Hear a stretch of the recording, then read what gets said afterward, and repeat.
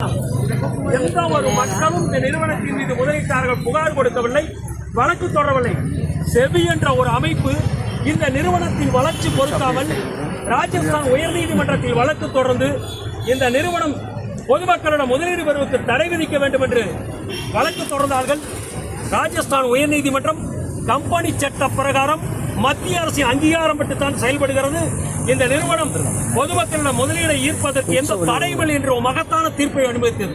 ஆனால் மீண்டும் செபி இந்த நிறுவனத்தை முடக்குகின்ற நோக்கத்தில் உச்சநீதிமன்றத்தில் வழக்கு தொடர்ந்தின் பேரில் 2/2/2016 ஆண்டு இந்த நிறுவனம் PSL நிறுவனம் முதலீடு பெறுவதற்கு முற்றிலும் தடை விதிக்கப்பட்டது. இது வருத்தமான செய்தி.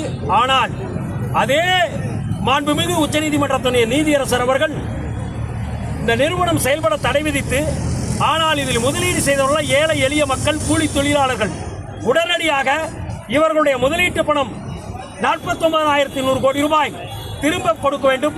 இந்த நிதி நிறுவனத்துடைய சொத்துக்களை கண்டறிந்து விற்று 640 கம்பெனியில் முதலீடு செய்த பணத்தையும் ஏறத்தாழ 5 லட்சம் ஏக்கர் இந்த PSL நிறுவனத்துக்கு சொந்தமானதையும் கையகப்படுத்தி விற்பனை செய்து 6 மாத காலத்தில் முதலீட்டுடன் வட்டி பணத்தையும் திருப்பி கொடுக்க வேண்டும் என்று ஒரு மகத்தான தீர்ப்பு அளித்தது.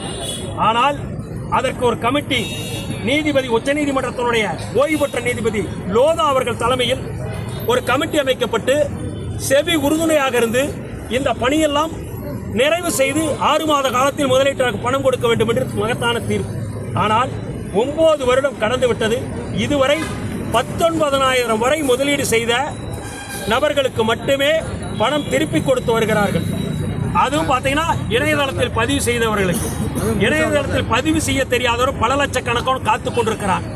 இது 49,000 கோடியில் 1000 கோடி ரூபாய் மட்டும்தான் தோராயமா 980 கோடி தான் திருப்பி கொடுத்துருக்காங்க. நீங்க கவனிக்கணும். நாங்க கேட்ட, அதாவது என்ன கேட்கிறோம், முதலீடு பணத்தை தான் திருப்பி கேட்கிறோம். அதானி அம்பானி மாதிரி தள்ளுபடி கேட்கல. இதுக்கு யாரு பொறுப்பு? இந்த நிறுவனத்துக்கு அனுமதி கொடுத்த மத்திய அரசு, கம்பெனி சட்ட பிரகாரம் அனுமதி அளித்த மத்திய அரசும் மாநில அரசும் பொறுப்பேற்க வேண்டும். கடந்த தேர்தலின் போது திராவிட முன்னேற்ற கழகம் மிக தெளிவாக தேர்தல் வாக்குறுதி அளித்தார்கள். எங்களுக்கு வாக்களித்தால் PSL நிறுவனத்தில் முதலீடு செய்த பணத்தை திருப்பி தருவோம், நடவடிக்கை எடுக்கப்படும். நடவடிக்கை எடுக்கப்படவில்லை.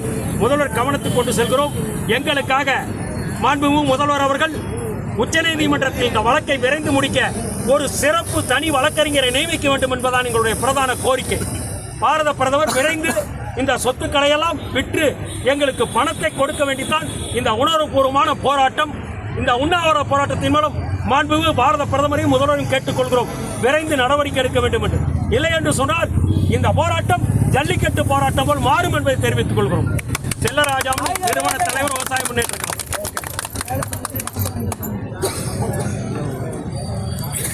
நோட்டீஸ்